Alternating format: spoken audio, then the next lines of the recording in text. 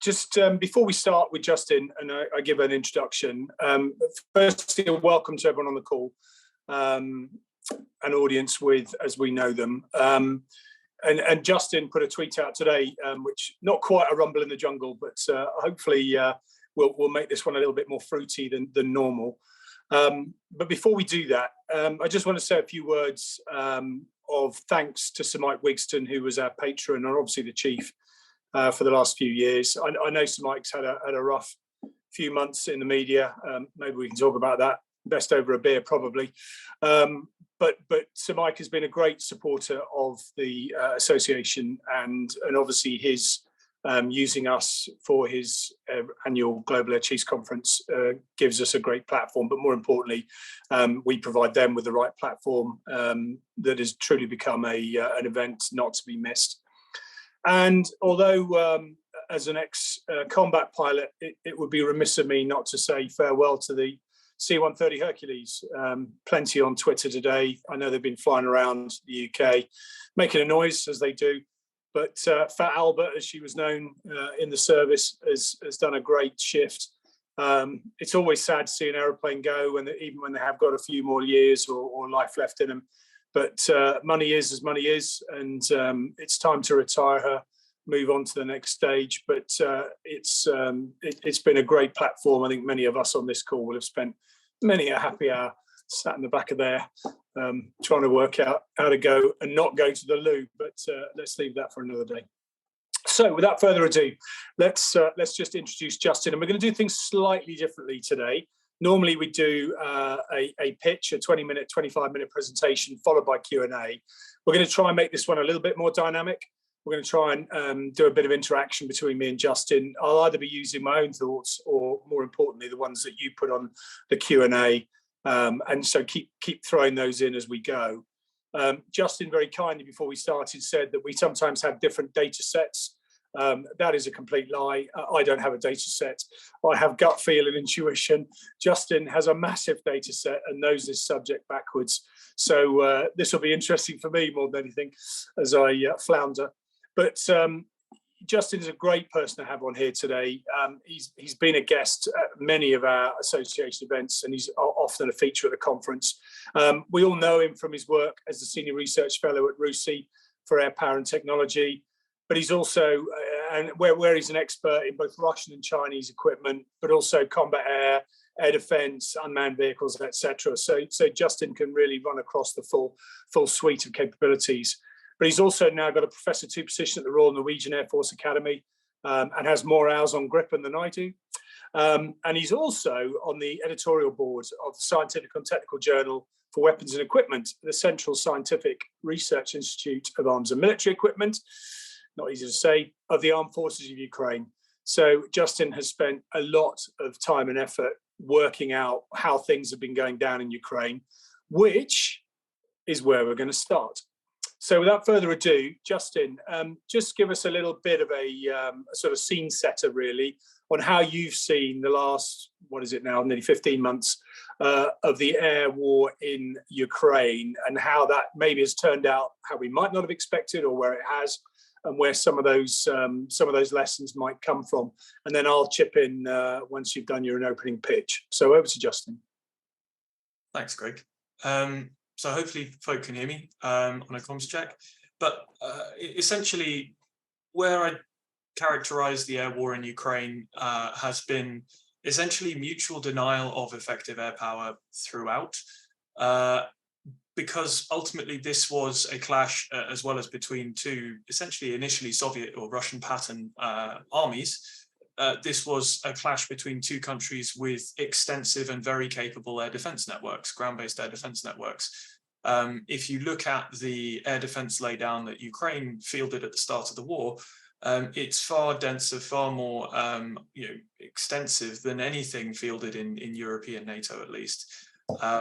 And as we've seen, they had ammunition for many, many, many months of high intensity use of that IADS.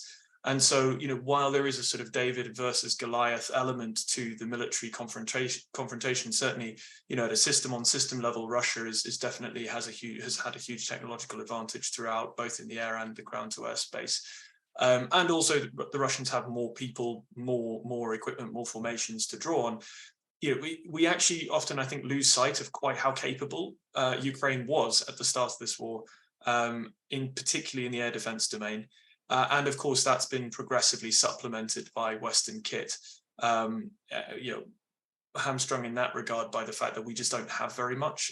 We've had air superiority for 30 years. And so, where we have invested in GBAD, it's been very much at the high end, mostly ballistic missile defense focused. That started to pay dividends now that Patriot is in Ukraine. But, as we've seen, IRIS-T, SLM, NASAMS, these sort of systems, very effective when supplied, but, available in small numbers and often with limited ammunition for those that can't use air-to-air missiles that we have more of. So, in the sense that there was an expectation among most, including me, that Russia would do a lot more in the air at the beginning, and would establish at least some form of air superiority relatively quickly. We just, I think, undervalued quite how difficult SEAD-DIAD is, especially at scale. Where SEAD-DIAD campaigns have been successful for the West in the past, Greg having taken a lot of part in one of those in 2011, this was almost exclusively against stationary or at least semi-mobile systems from the first and second generation of SAMs, and at a relatively limited scale. Not to say that those weren't extremely difficult campaigns and huge bravery by the people who flew them and very difficult to plan, and only the US really could do the kind of knocking the door down bit in Libya, for example. Well, at least they did that bit for us. But that is a different level of challenge to what we see in Ukraine, with, even on the Ukrainian side, where they're technically outmatched, a lot of mobile, fairly self-aware third generation SAMs, your SA-11s, so book in Russian parlance, various models of S-300, the SA-10s, SA-12s, so S-300 PS, PT, and V1 in Russian parlance. And of course, on the Russian side, a couple of generations beyond that, SA-17, 27, 15 M2, and S-400, S-300 V4. So, in really dense overlapping coverage fields. So in some ways, we shouldn't be surprised that air really has played a pretty limited role so far. The way I would characterize it is the Ukrainians don't have the capacity to conduct decisive air superior, close air support activities with their air force, even if they had the freedom to operate at medium level. It's a very difficult skill set that the West has spent many decades honing in combat as well as in training. And we've really optimized the militaries around that close air to ground coordination. Equally, the Russians aren't very good at it, but at the same time, of the two air forces in play, only one of them has the capacity to meaningfully potentially swing the course of the ground war at this stage, and that's the Russians, if they are able to establish air superiority or freedom to maneuver at kind of medium and higher level, several tens of kilometers beyond the front lines into Ukrainian held territory. Because at that point, you don't have to be really good at close air support and dynamic kind of battlefield coordination. You can go after artillery gun lines, ammunition depots, assembly points, railheads, CPs, in a sort of battlefield interdiction role, even if you're not particularly good, if you can tow it around at medium level. So the real kind of test in the air war at the moment, and where the fighters, potential supply of Western fighters plays in my view at least, is that required to keep the Russian Air Force irrelevant? Because even if we get a small number of Western fighter aircraft available, operational in Ukraine, they're not going to be able to roll back the IADs. They would be better at posing some risk, potentially, but it's going to be limited in terms of what they can do, particularly at medium and high altitude, where most of our targeting pods and weapon systems and tactics are actually optimized for battlefield support. So it's more that prize of can you keep the VKS, the Russian Air Force, back from the lines, and provide a second line of defense from those SAM systems, which even with Western reinforcements, the risk is that they get slowly attrited and or the ammunition runs out. So that to me is where the fighter piece really fits in. So the key requirement for me in terms of Western fighters is it competitive in terms of forcing back Russian caps, Russian fighter caps and attack sorties? And also secondarily, can you support and maintain them in such a way, not just to keep them flying, but to avoid being struck on the ground by Russian cruise and ballistic missiles? So can you do either a dispersed or a concealed posture? Concealed is difficult because it's hard to hide ops for long periods, at least. So can you do it that way? So Justin, I'm assuming I'm live, so I'm jumping in. Yep. You stopped talking, that's a good sign. So just hold that thought, because we'll come to that shortly. Before we do, just give us your thoughts on how well or badly Russia has performed. In other words, have they operated as we might have expected them to, or have they underperformed? Because we do tend to put Russia on a pedestal. We did it during the Cold War, and then we learnt the truth.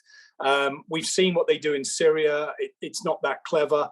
It's pretty blunt, and I think we've seen that here. So to what extent has Russia underperformed, particularly in terms of their kit, but also a little bit more perhaps about their training and their experience and skill sets? So Russia has underperformed against our planning assumptions, at least I say my research assumptions as a civilian. I don't do military planning.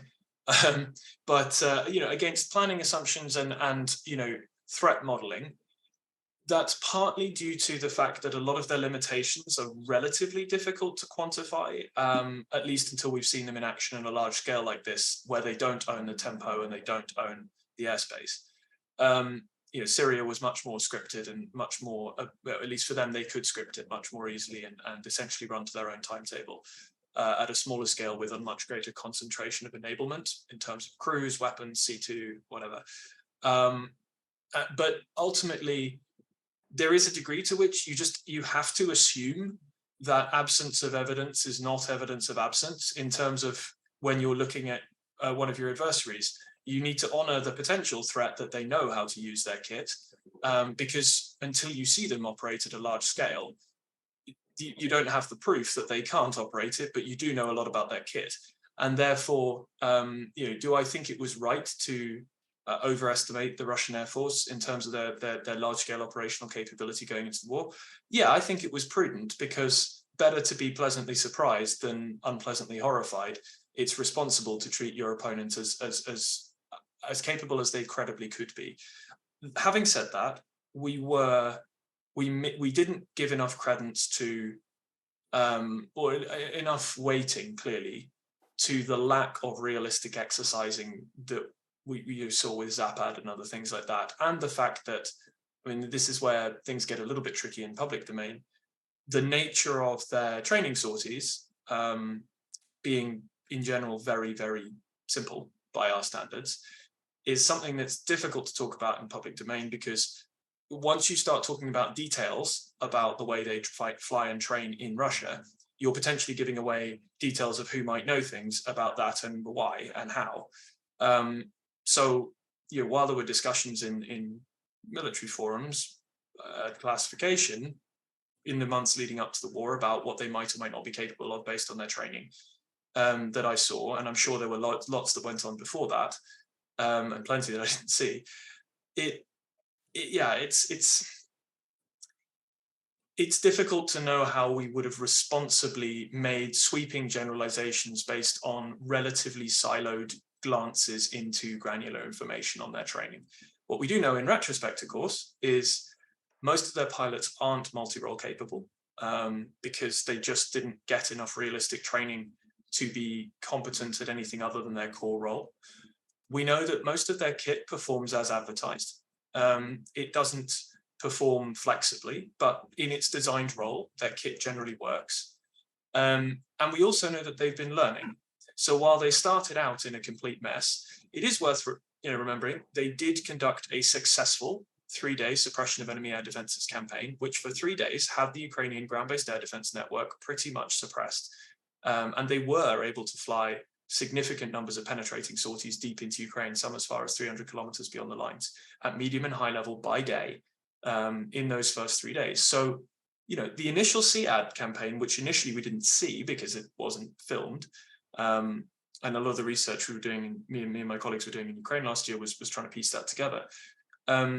That was actually quite successful. It was based on faulty planning assumptions about how much they needed to do, and they weren't able to follow it up with a DEAD campaign that actually gave them lasting access once the Ukrainians got over the initial suppression. But also they've continued to learn. The employment, for example, of their fighters is much more capable now than it was last year, this time last year especially. This image sometimes put around of the Russians as idiots who can't learn or react, it's just not true. And interestingly, it's also the Ukrainian perspective consistently is, that I've encountered anyway, is that the VKS, the Russian Aerospace Forces, is the most professional and fastest adapting bit of the Russian armed forces. They don't do things that are consistently losing them aircraft, even in small numbers, if they don't think that there's a reward, that there's a payoff that's worth the risk. So if they don't think they're achieving results, they won't keep doing something that's losing them aircraft, and they will come up with new tactics and adapt in a matter of weeks, if not 1 or 2 months, rather than really significant numbers of months, which you often have seen with the ground forces and the Navy. So yeah, they underperform. Yeah, are they useless? Absolutely not. Yeah, you make some really good points there, although you've just rubbished half of my Twitter feed because I spend most of it rubbishing them. That's as much banter, because as we well know, all air forces win or lose on the best banter. Your point, though, about they are learning and are probably the most professional, I think I would accept that. I think that's probably true. Do you sense, therefore, that the Russian Air Force might be holding back, either because it's been told to, because it can't afford to take significant losses, because it knows that NATO is the next line, or maybe the Air Force has gone rogue and has chosen to take it easy themselves? Do you sense there's any of that going on? So I think initially, in the call it the first 6 months of the war, there was quite a lot of performative participation by quite a number of pilots. So things like sorties taking off with anti-radiation missiles or standoff munitions, or even air-to-air missiles, firing them at an extremely distant contact or even no contact at all, landing and going, yeah, tick VG, mission done, and never leaving Russian airspace. So, was there an element for a while of pilots potentially phoning it in a bit? Yeah, I think so. But that was, those are relatively isolated incidents, in the sense that that's the kind of thing where when you do have SIGINT, or you do have good intelligence on that happening, it tends to spread because it's interesting and it's a notable thing. And so people brief it to each other and people talk to each other. And so you get a slightly inflated prominence on things like that. It's a bit like the videos of the conscripts receiving rusted AKs in a couple of crates in October last year. That went absolutely viral. People going, oh, you see, the whole Russian military's junk. Look at this ridiculousness of conscripts getting rusty AKs. They can't even do that. The actual reality of that was a couple of crates. They had new crates within hours, literally hours, at that base. And it was an isolated thing. If some crates have been improperly stored, cool. It's not a great indicator, but people kind of spread that because it's interesting and it bucks the trend, and people want that to mean that it's the case across the board. The Russians do fix most of their problems where they can. There are lots and lots of organizational limitations which they can't fix, such as the complexity of missions to which their pilots are trained, the fact that they can't really run CAMEOs, complex air operations, in large scale, because they never trained to it, and so none of the pilots can do it, and also none of the commanders know how to run one or how to command one because they never did it as pilots. That they can't really fix. But in terms of weapons employment, for example, and very quickly getting quite good at mapping where the limits on the Ukrainian engagement envelopes are and respecting those, while still employing standoff munitions. Yeah. They've learned reasonably quickly. There's a lot of questions coming in about types of Western aircraft. I'll cover that in a second. And you and I mean, they've obviously not been following us on Twitter, Justin, but where we've had this conversation many a time. But Chaz Kennett brings up a good point here about to what extent is the way they operate with their C2 and their networks a restriction. I mean, I'll just tell you one story. I remember we went for a weekend. It was a rather drunken weekend, but that's another story, to Poznan in Poland just after the fall of the wall, and visiting a MiG-21 squadron, where their air-to-air intercept profiles were painted on the floor outside their crew room, and they used to literally walk through the profile, and they were all very scripted, you know, side, left side, right side, hook, you know, all that banter, and it was extremely scripted. Are we seeing scripted C2, or are we seeing now the ability for them to be far more fluid and pass data and act upon it live? So, you know, you're absolutely right. They are still much more rigid in C2 terms than we are, even in our bad long screwdriver tendency days. And so, yes, there are certainly plenty of elements where the C2 structure and procedures are limiting the effectiveness of their weapon systems, particularly in dynamic things like air-to-air. On the other hand, what the Ukrainians are doing in the air domain is mostly at a relatively small scale, because of the threat picture that they face and the number of airframes they have, and, you know, number of pilots and things. So they're not having to deal with a massively complex picture most of the time, the Russians, in terms of the air picture. In terms of standoff attacks, yeah, it's pretty rigid, but at the same time, they're only really able to standoff-wise attack fixed targets anyway. So having relatively fixed C2 procedures around release points and that kind of thing doesn't really hurt them. There are moments and, you know, areas where you can try and get inside that rigid OODA loop and that quite slow OODA loop and make them pay. So if you can force them into unexpected situations, then they do tend to kind of go to pieces. But because of the level of technical overmatch that the Russian air have over Ukrainian air at the minute, in terms of sensors, in terms of EW, in terms of weapon ranges and all of that, and of course the fact that the Ukrainians are so constrained by this massive multi-layered ground-based IADs, so they're having to be very low as well as under all sorts of EW constraints. Yeah, I mean, you know, like, yes, it's a limitation, but it's not the biggest limitation. Okay, I mean, it would be a big limitation against us.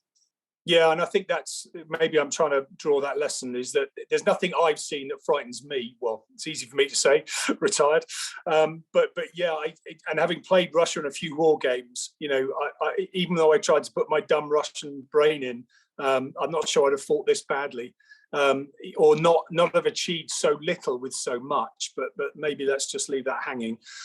There's a few questions here. We can knock them off really quick because there's 4 that are literally all more much of a muchness.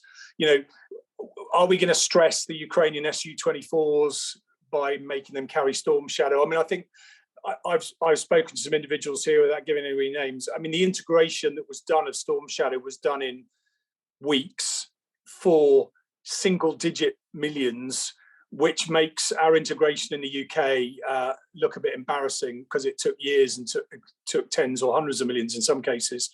So it can be done. And I think it was Mike Strelly who's asked the question saying, will the Ukrainian Su-24s be overstressed? I've got a sneaky feeling they don't care. I'm not sure the MEA are fully functioning in Ukraine right now. And I think what we're seeing is a nation that is being able to integrate things far quicker, not necessarily perfectly, but without having to follow the same rules, even that we would follow using a UOR. Is there anything you want to say about that in terms of lessons, Justin? Yeah, so I'd say, you know, you're absolutely right. They're not only integrating things in a way that certainly in peacetime we wouldn't do, but and in many ways much more efficiently than we do. Storm Shadow's a fairly easy weapon to integrate in many ways because the way it works, it doesn't rely hugely on data from the aircraft's own sensors, so or indeed much at all. So, you know, in that sense, it's a relatively easy thing to integrate, much more so than something like an air-to-air weapon, which relies very heavily on drawing on you know, data links and radar information from the launch aircraft. So that's much more difficult to integrate. We won't overstress them, I don't think, in the sense that Storm Shadow weighs significantly less than the very large fuel tanks that normally sit on those stations on Su-24. So in terms of weight and drag, I wouldn't worry. There's also not, I doubt there would be enough Storm Shadow to really meaningfully impact the sort of life or fatigue life of those aircraft, even if they cared.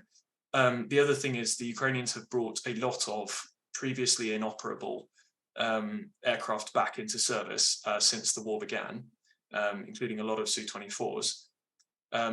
That represents a different attitude to risk, clearly based on the fact that they're fighting an existential war and they feel like they have no choice.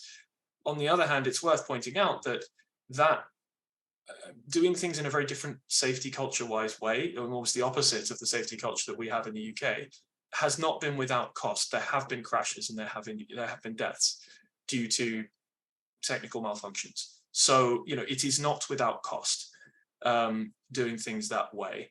And on Mike's other question as he questioned, are there donor aircraft we could give? I don't think there's much point, in the sense that there's not an enormous amount of pressure on the Su-24 fleet that's launching them. So they're not massively short of aircraft relative to the number of launches you could realistically carry out in a sustained period. And anything that we might give them that's a carrier for Storm Shadow would be an enormous investment in support capacity, in terms of contractors, in terms of setting up new logistics, supply chains, training pipelines, especially things like Tornado, for example, which is a sort of obvious, oh, well, we've got some of those in storage, why not? I'm sure Greg can talk to the fact that Tornado is an unbelievably complicated thing to run, even to fly, let alone to maintain, because it was really pushing the limits of technology at the time to do what it did when it was designed. It's a very complicated machine. And so, you'd be putting an enormous stress on the Ukrainian system for not a massive output. Again, with things like A10, which, the fundamental limitation on all air solutions is they're going to have to operate effectively in the presence of an extremely capable and multi-layered ground-based air defense laydown, which includes your very long-range SAMs, which, yes, can't detect and track easily at significant distances beyond the radar horizon, but they can actually do post-apex lock-on shots, for example, with active seeker missiles, and have scored kills at very long ranges, well beyond their organic radar horizon a couple of times. And also they are behind a layer of, SA-11, 17, 27, so various kinds of books, a load of Tor, plus Pantsir and Tunguska and other things closer in, plus manpads near the front lines. And then you add in the fighter caps as well with AA-13, so R-37M, which is a very long-range air-to-air missile, with Su-35 and MiG-31, both of which have massively powerful radars, and can sit at high altitudes at reasonably high speeds. And so those missiles are going to go a very long way. Therefore, so let's just address that elephant in the room then about, a Western type to give Ukraine something else. I did chuckle when you mentioned Tornado. I'm sat at a desk made out of a Tornado rudder. So I think we're slowly but surely flogging them off on eBay. And the same's true, Jeffrey, on Alarm. I'm pretty certain, I know, because we had a budget for it, that those were either destroyed or are next to useless if we've even kept any. So there's only so much left in the locker to give from a UK perspective. The other 2 points, Mike Strelly was one and Jeffrey Wardell. Jeffrey was, why not A-10s and helicopters? I think, Justin, you just answered that. I think we agree violently that the utility of those in the density of the front it's a shame, but you're just not going to get much life out of them. And then Mike says, what about F-18s? I think I did a piece in, what was it, in Newsweek, I think it was, just the other day about this. And I'm a big fan of the F-18. I know Justin's just flown it too, but those Australian F-18s are the original classic Hornets. There's only a finite number. And they'd probably be as good as an F-16, but maybe not as future-proofed. And I think just linking that to the F-16 debate, because of course that is now the alleged announced solution, but we're yet to see the detail on types and exactly when and where. So the idea that they should take on more than one type, I think, is probably a stretch. I think this is not the tank scenario where you can just take half a dozen of one and 12 of another. To adopt a second type, a new Western type, is really going to stretch them, I think. But Justin, you can comment on that. And I know you and I, we've had our disagreements about F-16 versus Gripen. My favoritism for F-16 was always the politics of it. And to a degree, the depth of support that was out there for F-16 as opposed to a relatively narrow one for Gripen. I do not, for 1 minute, think that Gripen wouldn't be a great aircraft out there. I absolutely think it would be. But I just didn't think it was going to bring in the US support, which I think is important, and also the depth of knowledge and experience that it's got. And if we can give them the F-16s with all the bells and whistles, then we really are talking something quite special. But Justin, give us your four penneth on where we are now with F-16 versus other options. So where we are at the minute is there has been a very, very encouraging, and I'm absolutely delighted to see it, commitment to train F-16 pilots in multiple countries across Europe for a presumed supply of F-16 to Ukraine at some point in the not too distant but currently undetermined future. That is fantastic for two reasons. First and foremost, because it is a very, very clear signal to Russia about the depth of long-term European and American, presumably, commitment to supporting Ukraine militarily. That really matters because Russia's current strategy for the war is essentially avoid losing until the West runs out of support capacity. It is literally to outlast us. That is their strategy now. They have no path to anything approaching a military victory as long as we keep supporting. So they're just trying to avoid losing until we run out of stuff and run out of money and run out of political capital. So giving those signals, those big investment, long lead investment type things like F-16 provision and training, like the massive investment in ammunition production, quadrupling of key ammunition production natures in the US last year, which will start paying dividends in early 25 for things like howitzer ammunition, Gimler's ammunition, Patriot, JASM, all of these things. Those are great. We should be doing more of them in Europe because this thing isn't going to be over in any time soon. Even if the Ukrainians win, the Russians won't stop. They will just keep rebuilding their forces and keep mobilizing and training new people. So we're going to have to keep supplying the Ukrainians anyway. It's in our interests to do so because all of the security outcomes, if we don't, are way worse for us. Leaving aside that it's the morally right thing to do, but. So that in that sense, F-16, the announcements are great. It's great also in the sense that as a backbone for a post-ceasefire Ukrainian Air Force, F-16 is the obvious and clear choice. As you say, there's this massive global support community, there's huge infrastructure, there's loads of spares. It's pretty modular and upgradable, although it's more difficult than people make out to do deep upgrades on individual airframes. It's a big undertaking, and it's a fantastically efficient and effective fighter, as long as you're not trying to set it up somewhere that is under fire as you're setting it up, because the drawback with F-16 and most American aircraft and most European aircraft is that we've designed them for operations off assured bases, in effect. It's not that you can't go and fly them off a highway. You absolutely can go and fly them off a highway, although you'll note that wherever F-16 has gone and done that, or Typhoon on occasion, there's been massive FOD walks 3 or 4 times a day, a huge amount of sweeping and preparation. But it's that, can you set up a sustainable maintenance footprint and runways that will allow them to operate with usable fuel and warloads in enough places that you can move them around a lot, and not just the jets, the maintenance equipment and all the maintainers and the contractors that you'll have to have there, frequently and quickly and responsibly enough to stay ahead of Russian long-range precision strikes. Because the Russians have only periodically targeted the Ukrainian Air Force at various points through the war. It hasn't really been a constant thing with cruise and ballistic missile attacks. That will change if Western fighters are supplied. They will be target numero uno for Russian long-range strike, both for the military potential threat they represent, but also crucially the political threat. It's partly why you've seen the Russians go so hard after the Patriot system in Kyiv. Yeah, they really need a political win, and so they'll go after it. So, you know, F-16, Typhoon, Rafale, F-18, all of these systems are, it's not that you can't maintain and support them in a dispersed posture, but it's much more difficult than for more rugged platforms that are designed specifically to have light footprint support solutions, Gripen being the obvious one. F-18, look, it's an old aeroplane. I've been in Canada looking at a flying one, which was great, but also looking at how they maintain them. And my God, you know, it's a complicated business maintaining those jets.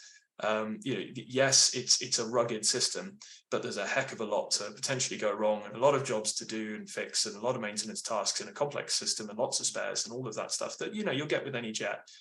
What you gain with F-18 over F-16 is essentially better FOD resistance, partly just two engines, also smaller intakes and slightly less horrendously placed for FOD ingestion, mainly two engines. Much better ability to deal with rugged surfaces, so you wouldn't have to do as much resurfacing and maintenance work on runways as you would for F-16, sustained F-16 ops, which is therefore less visible potentially to orbital or human, you know, target tracking essentially. So the Russians trying to work out where you're operating them from. Yeah, Justin, the flip side, just to say, the downside is it's much harder to maintain them. So it's much harder to maintain them because there's a much smaller global support chain. It's more expensive. They've got slightly less aerodynamic performance because they're carrying about 3 tons of additional weight for carrier ops compared to an F-16, you know, compared to a land equivalent. So you've got where you're trying to give your missiles some oomph for extra range, you know, going as fast as you can at whatever altitude block you're at. F-18 will give you a bit less than F-16. It's just got a lower thrust to weight ratio. It's a bit more draggy. It's a bit heavier. So you're getting rough surface capacity for some costs. Yeah, I think for everyone else who gets excited about these things, I think the debate is kind of over. You know, the West has decided. It'll be interesting to see how fast they are. So I'm not sure that Ukraine would welcome the idea that now something else could replace the original deal, because once you get the momentum behind this, what we don't really want to do is suddenly go, well, hang on a minute, maybe we could do this or maybe we do that. I think we need to get on with it. You make a massively important point, Justin, and I know you and I chatted long and hard about this versus, you know, Gripen F-16, etc. Is operating it from the ground is going to be challenging anyway. Not just FOD, but under attack, etc. And I think if there are two big lessons for us in the West about what it means to fight Russia, it is sitting in static big bases without hardened facilities and only having one to operate from is a mug's game. Being able to operate dispersed, you know, agile combat employment, I think it's called. And I know that the Air Force is working hard to look at this and how we think about how we posture. And the second lesson, of course, is munitions, stockpiles. You know, we've been neutralized, if you like, by decades of counterinsurgency, where you could almost count the weapons, you know, on your one hand weekly. We are clearly not in that space. So I think those are two major issues. You can comment on that if you like, but I'm going to leave Ashley Stevenson the last question on Ukraine, and then we're going to shift into the future. And Ashley, just wanted to tease you again on C2, is that, you know, if there is a degree of autonomous operating now within the Russian Air Force, what have we seen about the way their C2 construct works, and how might that operate in the joint battle space? Or are we seeing the Air Force being able to pretty much operate as an Air Force, but actually as soon as you try and join the dots on joint networking, etc., that actually it all falls apart rather? So in one sense, the Russians are quite joint in their air ops. They're not joint ops, but in a lot of what they do in the air, in C2 terms, goes down through the ground forces. So through the military district command centers of whichever military district is commanding that sector. And, you know, our assets are assigned to a sector command. So in that sense, there's a lot of army handling of the C2 architectures, at least, in the way that Russian air is done. Without going into, it's a bit difficult skirting the classification, but it's a general point about Russian forces, not just in the air, but particularly, for example, with UAVs as well, and how they interact with other bits of the force. Where you see Russian excellence in targeting, in terms of particularly responsive use of precision fires or massed fires, where you see things like 2 to 3 minute response times. Generally, the way they achieve that is by essentially blending the units. So, for example, they've concentrated their artillery in regiments instead of the old BTG concept, because that didn't really work. So they've now got artillery regiments. They've given Orlan-10 UAVs and other UAVs for spotting for artillery to those regiments, so that, yes, although their C2 construct as a whole is quite inefficient and goes around lots of different C2 levels, the unit itself has the eyes and has the guns. So actually, in that case, they're very, very effective. And so in the air domain, you get similar pockets, for example, on the GBAD side, where you get things like S400 being cued in by some fairly exotic radars, which in our system would probably be operated by a different part of the force, and would require some fairly clever jointery or at least agile C2 to conduct third-party engagements, essentially. In the Russian case, they've designed the architecture of the S400 to be able to accept feed-ins directly from plenty of other exotic types of radars straight into the command vehicle that runs that S400 regiment usually.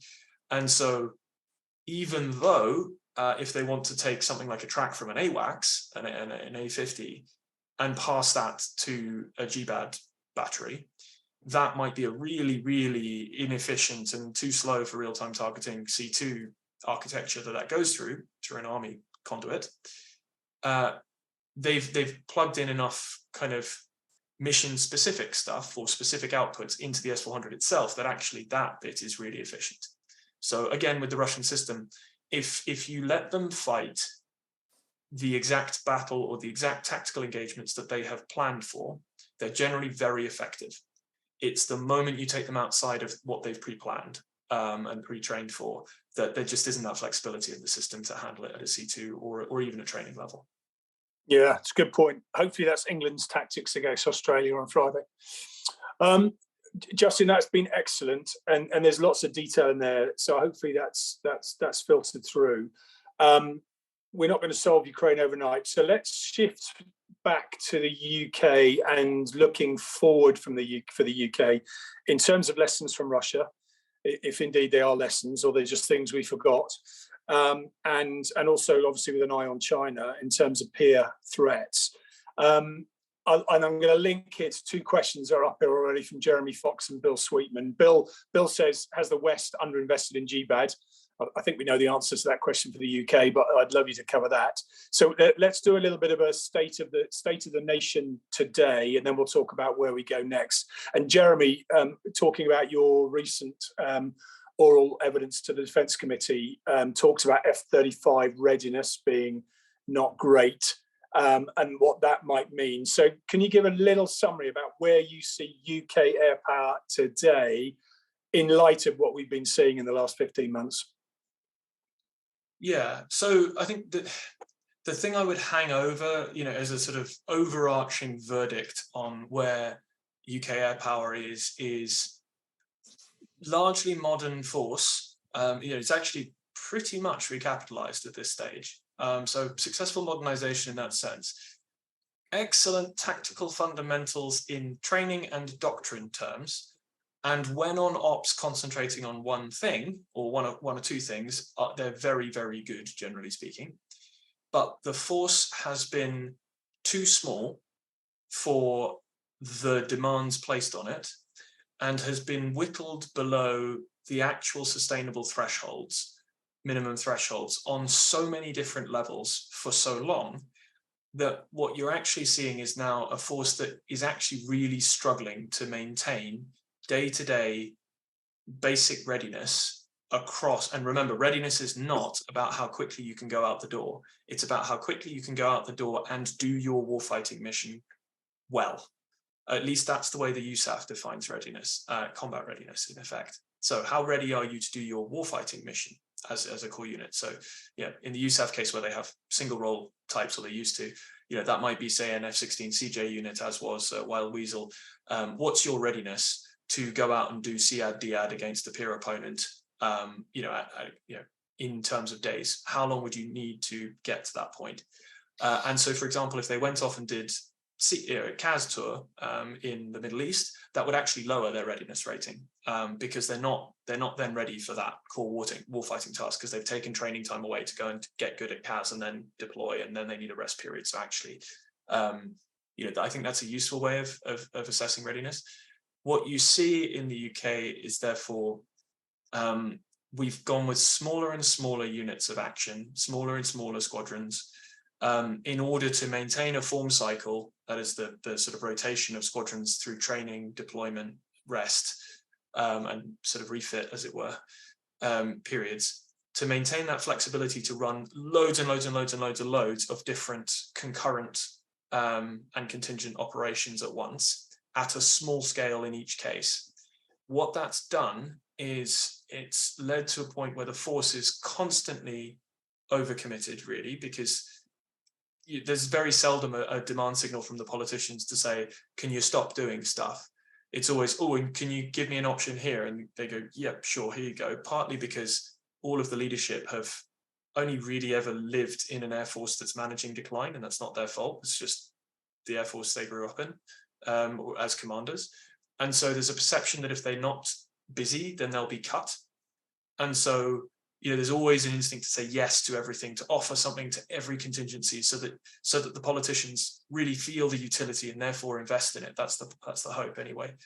And so, yeah, it's tricky, because once you go below a certain size, there really isn't the capacity to, within the realms of maintainability, serviceability, upgrade requirements, servicing requirements, and planning all of those deployments. So, for example, if you want to go away to a big exercise like Red Flag, great training, you need to zero out a number of airframes, basically do periodic maintenance, so that they don't reach the end of their maintenance hours cycle and need a large-scale maintenance pass while they're at the exercise. But that means, in addition to them going off and doing the exercise and using a bunch of flying time there, they actually have to be taken off the line for a period of time to do those sort of checks to get them ready. So if you imagine a given squadron is also running, every I don't know, I don't know the figures here, so I'm not giving anything away.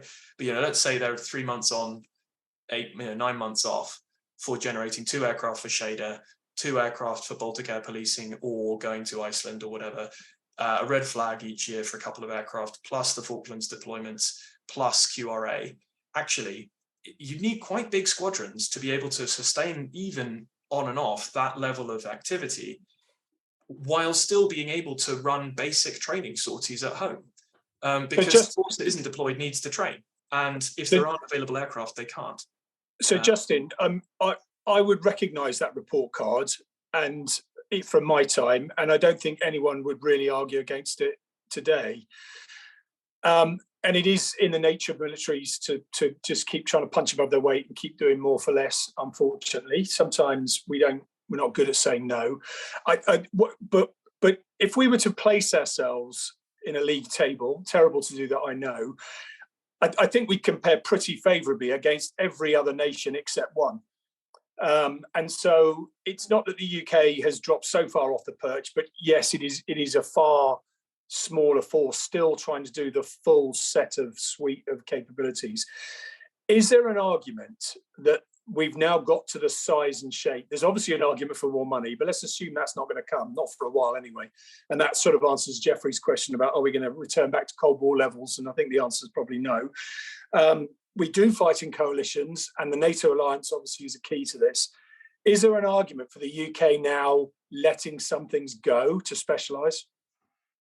So I think there is a necessity for the UK to stop doing some things, because we just can't be a full spectrum military credibly. Even if we only did one theatre, let alone having ambitions in the Indo-Pacific, we can't be a full spectrum credible military, tier 1 if you want, or even tier 2, frankly, at the levels of GDP spending we're at. It's just not doable. And we've been fooling ourselves for too long. I mean, the interesting thing is, you say we still compare really well to everybody else except one. I'd say actually in a lot of high-end mission sets, that's not true anymore. And it's certainly not what the Americans tell me anymore. If you look, for example, at where, let's take the Dutch F-35 force is now, it is far ahead of the UK F-35 force in terms of training, in terms of weapons, in terms of readiness, because they're concentrating on the high-end mission sets and funding it. Whereas we're trying to make our force do everything and therefore doing nothing properly. I wouldn't disagree with you if you did a force by force comparison, i.e. F-35 versus F-35. But what the UK is obviously trying to do is do everything from left of arc to right of arc. It's all the high-end I-Star, maritime, transport. We have got bigger transport fleets than most of those European nations. So, but my point is, we are clearly cutting them all now quite thinly, in that we're talking, single-digit numbers. Yeah, give us your thoughts then. What if you, and we're not sitting here with a pencil and a pad and doing the maths, but what would you take risk on, recognizing that you'd have to rely on other people to provide it? So I would look at where the UK's unique selling points lie in the non-discretionary mission sets that you might have to fight, not the ones that you would want to or that might be useful, the ones that, if called on, you have no choice but to fight, i.e. NATO Article 5 in 3 to 5 years' time. Because the Russians aren't going to demobilize, they aren't going to stop building more stuff. And the Americans, if they get into a shooting war, or even an armed standoff in a major way with China over Taiwan, or in the Korean Peninsula, which is another area where all of the indicators are on red. We're not paying attention to it out here, but they are.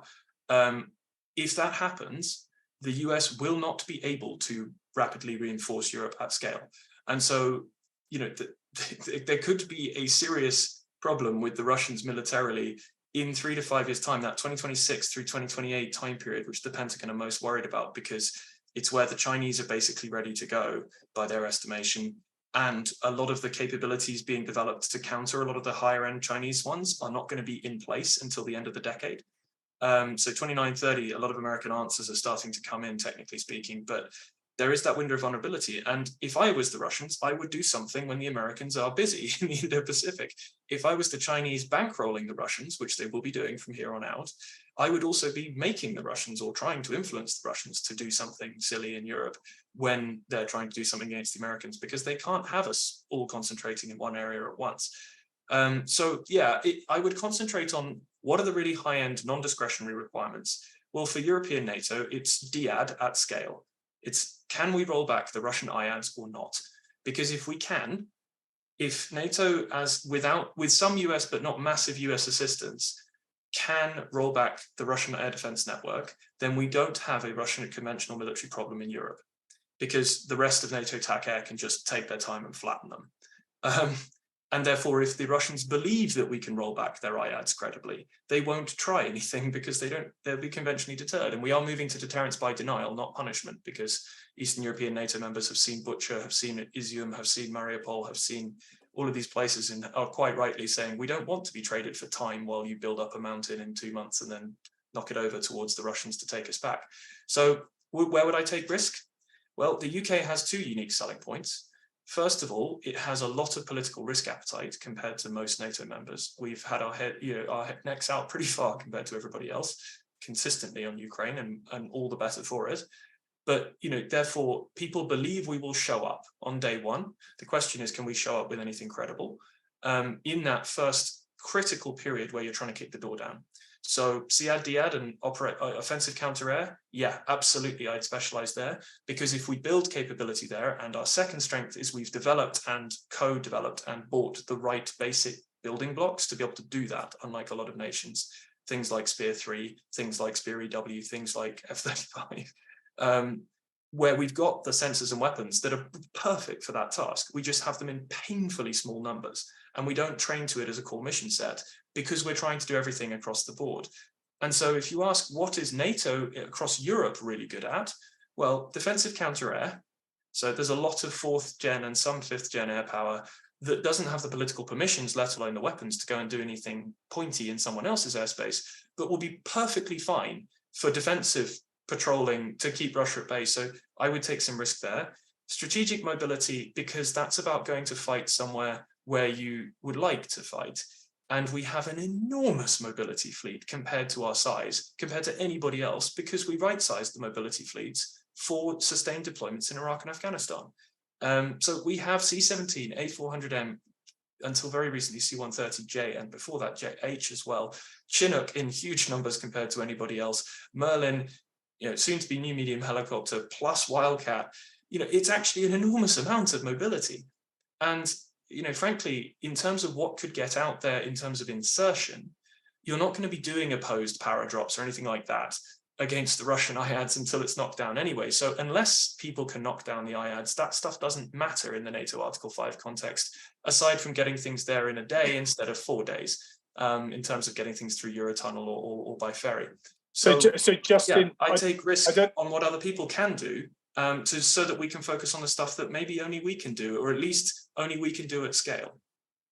Yeah, you make a really compelling case. I think for anybody who was serving on the Air Force board as an ex-fighter pilot and put that up on the chit, it'd be knocked down pretty fast.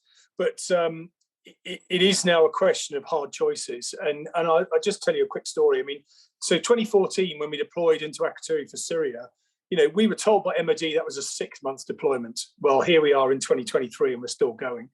And in 2015, I was actually in the Chiefs Committee because the chief at the time wasn't available when the 2015 SDSR paperwork was signed off. And there was this brilliant gore blimey moment when everyone looked at each other as to whether we should actually state out loud that Russia was the primary threat and therefore everything should be based on that. And we ducked it. I didn't get a vote as it happened, but we did. We as the MOD, we ducked it. And that's 8 years ago. And the decisions that you then make subsequent to that decision have put us to where we are today, which is let's spread the jam really thin, but have a little bit of everything and hedge our bets and go to the Indo-Pacific and go here and do that and do this and do the other. So, yeah, I hear exactly what you're saying, Justin. I just don't think right now UK politics has got the balls, if I use that phrase, to make the hard choices. And it's certainly not got the money to fix it the other way. So look, let's bridge. We've got 2 minutes, so this is impossible, but let's see how you get on. So where does that leave us with GCAP, Global Combat Air Programme? Work? Yeah. Can the UK make those difficult choices in that term, or are we also going to end up walking down the middle? I don't think we can walk down the middle. I wrote a piece about a month ago now, which very Marmite. I think some people really, really didn't like it. A lot of the people who really didn't like it characterized it as me saying we should cancel GCAP and do a small UCAV or just buy F-35. What I actually just mapped out was the likely cost of doing it properly, and said if you're going to do it, fund it properly so that it actually works. And interestingly, in all of the pushback from a bunch of people who were very cross, I haven't had anyone actually challenge in any successful way at all any of the core costs that are laid out. They all basically said, "Yeah, we know, but we need to get the commitments, and then we're gonna try and fund it, as the program matures, because a lot of that investment will come further down the line." Okay, fine, but it's that issue of where does then that funding come from, and what does it do to the rest of the force? And ultimately, there is a danger, and I really think this hasn't sunk in enough. People should, if they think I'm barking up the wrong tree, go and actually listen to the Russian political debates. Get one of the auto translation services or human translation services. Go listen to what the Russians are saying. These people aren't playing. And the point of defense, I'm sorry, is not to keep British industry going. The point of British industry is to develop capable systems for British defense. And ideally, then there's a sort of virtuous cycle. But ultimately, the point of defense is to defend the nation. And there is a danger that if the funding is not made available to do it properly in the right time, what we end up doing with GCAP is kidding ourselves that we can make it work. We can somehow square the funding circle. And we've seen this over and over and over again, particularly with Navy programs of, this is the cost at the thin end of the wedge, and then actually it just balloons out of all proportion. And in any case, you don't get an actually competitive product because you've had to cut so many corners on the way. and it kills the rest of the force structure. You know, there is a danger we do that, and it's a bit like, you know, there is a danger of, if we have to fight them in 3 to 5 years, or at least be credibly able to fight them so that we don't have to fight them. You know, deterrence happens in the mind of the adversary, not on your spreadsheet, and it happens on the adversary's time frame as well. They have to believe that you can beat them quickly, or decisively at least. Then there's a danger that we do the equivalent of Britain focusing on Vulcan development in 1936. Yeah, it's, you know, it's not that it's not a magnificent platform and it wouldn't be great to build it. It's a case of, if we're not willing to massively increase the funding for this stuff and do it properly while not hollowing out our current force and trying to actually fix the massive gaps in our force readiness and munitions and training and everything else, yeah, we're sort of fiddling while Rome burns on the basis of some really nice PowerPoint presentations. Justin, as ever, that neat hand grenade to finish is perfect. We've done the full hour. We probably could have done another hour. I don't know how my interjections came across, but you came across as a brilliant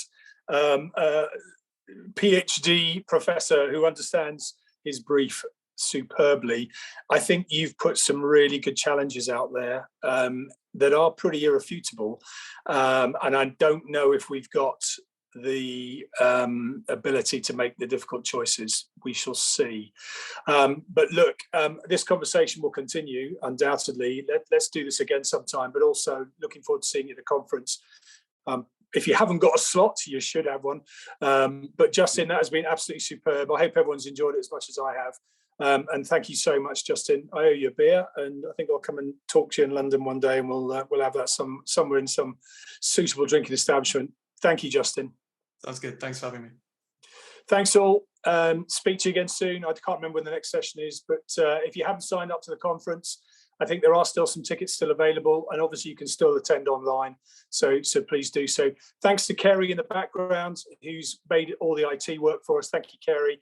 And also Clive and Catherine, as ever, who did all the hard organising on the emails and the calling notice. Thanks all. See you again soon. All the best.